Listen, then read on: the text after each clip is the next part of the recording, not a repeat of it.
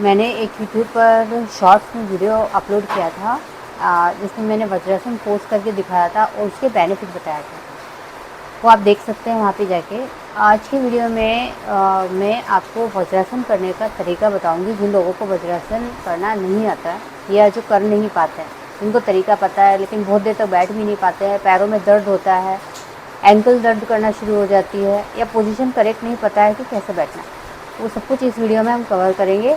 तो वीडियो में कुछ भी चीज़ आप छोड़े नहीं, पूरी तरह से देखें, पूरी तरह से अच्छे से सीखें और अच्छे से करेंगे तो उसके सारे बेनिफिट आपको पूरी तरह से मिलेंगे। तो शुरू करते हैं किस तरह करना है। सबसे पहले ये आपको वज्रासन पोज करना है। अब इस पोज में आने के लिए क्या करना है, सबसे पहले आपको प्रिपरेशन ज़रूरी है।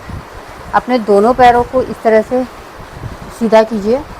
अब उनको आगे पीछे पैरों के पंजों को ऊपर नीचे इस तरह से मूव कीजिए, जितना आप खींच पाए पीछे, जितना आप आगे छोड़ पाए, जितना आप पीछे खींच पाए, जितना आप आगे छोड़ पाए, इस तरह से आपको मूव करना है। जब ये आप कर पाए तब एक एक पैर को कीजिए।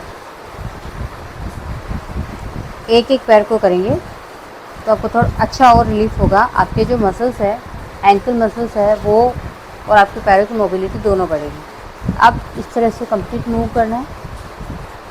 इसके बेनिफिट सिर्फ वज्रासन के लिए ही नहीं है, बहुत सारे बेनिफिट है। इतना सा मूवमेंट छोटा नहीं है, ये बहुत बड़े बड़े फ़ायदे हैं इसके, लेकिन अभी के लिए हम सिर्फ वज्रासन को कवर करेंगे। इस तरह से आप कीजिए, एटलीस्ट 10 टाइम रोज़ कीजिए हर मूवमेंट को। अब इतना कर लिया और इसके बाद अगर आप करना चाहें तो आपको पैरों को इस तरह से रखकर ऐसे मूव करना। अगर आप वो नहीं भी करें, डायरेक्ट आप ऐसा करना चाहे कर पाते हैं तो आप कर लीजिए। ये मूवमेंट करनी है आपको, दोनों साइड करनी। 10 time clockwise, 10 time anti clockwise. जब आपका ये हो जाए, अब हम वज्रासन के पोज से आएंगे। अभी मैं दंडासन में बैठी हूँ, एक पैर मैंने पीछे किया, फिर मैंने दूसरा पैर साइड से पीछे किया। ये हो गया आपका वज्रासन पोज। लेकिन अब प्रॉब्लम यहाँ से शुरू होती है। पोज में तो आ गए लेकिन घुटनों में दर्द स्टार्ट हो गया, एंकल में दर्द स्टार्ट हो गया, बैठा नहीं जा रहा है, कमर में दर्द आ रहा है, या थकान हो रही है जिसकी वजह से इस तरह से बैठना पड़ रहा है। अब क्या करना है, सबसे पहले अगर घुटनों में दर्द है तो ऐसा कोई भी पतला सॉफ्ट टॉवल, कपड़ा कुछ भी आप ले सकते हैं, अपने घुटने के नीचे रख लीजिए इस तरह से। अब आपके घुटने में इतना दर्द नहीं आएगा, आप आराम से कर पाएंगे। अगर बहुत ज़्यादा दर्द है तो अवॉइड कीजिए, बहुत ज़्यादा दर्द हो तो आपको नहीं करना।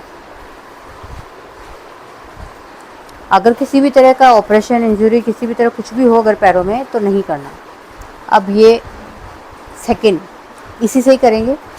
अब एंकल में अगर किसी का दर्द होता है, ये पोजीशन में नहीं बैठ पाते या एंकल इससे नीचे नहीं जाती है, तो आपको एंकल के नीचे इसको रख लेना है, जहाँ पे आपका एंकलेट होता है, पायल पहनते हैं। ये हो गया आपका सेकंड स्टेप। इसको रखने के बाद, यहाँ पे सॉफ्ट कपड़ा रखने के बाद आप खुद देखेंगे कि आप आराम से बैठ पा रहे हैं। ठीक है।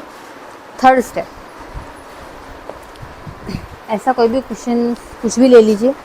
जो लोग इतना तो आ जाते हैं लेकिन नीचे नहीं बैठ पाते, यहाँ तक नहीं बैठ पाते, यहाँ बहुत दर्द होता है, वो लोग क्या करेंगे, ये लेंगे पिलो, कुछ भी सॉफ्ट पिलो, कुशन्स अपनी सुविधा के हिसाब से ले लें। इस तरह रख लिया, अब इसके ऊपर आराम से बैठ जाइए। ये देखें कितना अच्छे से वज्रासन हो रहा है। जिन्होंने कभी सोचा नहीं होगा कि हम लाइफ में कभी वज्रासन कर पाएंगे, वो भी बड़े आराम से कर लेंगे इसको। बहुत ईजी है, हो जाएगा, बिल्कुल हो जाएगा। ये करना है। अब पोजीशन का ध्यान रखना है। जब आपको को लगे कि अब मैं कर पा रही हूँ, कर पा रहा हूँ, तब आप कुशन को हटाकर पतला कपड़ा रखना शुरू कर दें। कोई चादर फोल्ड करके रख लें। जब वो भी होने लग जाए तब आप उसको बिल्कुल हटा दें। तब तक आप सपोर्ट के साथ करें। अब पोजीशन क्या होनी चाहिए, सबसे पहले आगे के घुटनों में गैप नहीं होना चाहिए। बहुत लोग वज्रासन ऐसे करते हैं, ऐसे नहीं करना है, इसी तरह से करना है। अगर आप ऐसे करते हैं तो बिल्कुल राइट है। सेकंड, पीछे पैरों पर दोनों अंगूठे बिल्कुल मिले हुए होने चाहिए, पैर दोनों साइड में और हिप दोनों पैरों के बीच में। इस तरह से ये पोजीशन आपको बनानी है। अब आपको यहीं से कमर को ऐसे नहीं करना है, ऐसे खींच के नहीं करना, पीछे नहीं जाना है, बिल्कुल रिलैक्स होकर बैठ जाइए। ये आपकी एक्चुअल पोजीशन।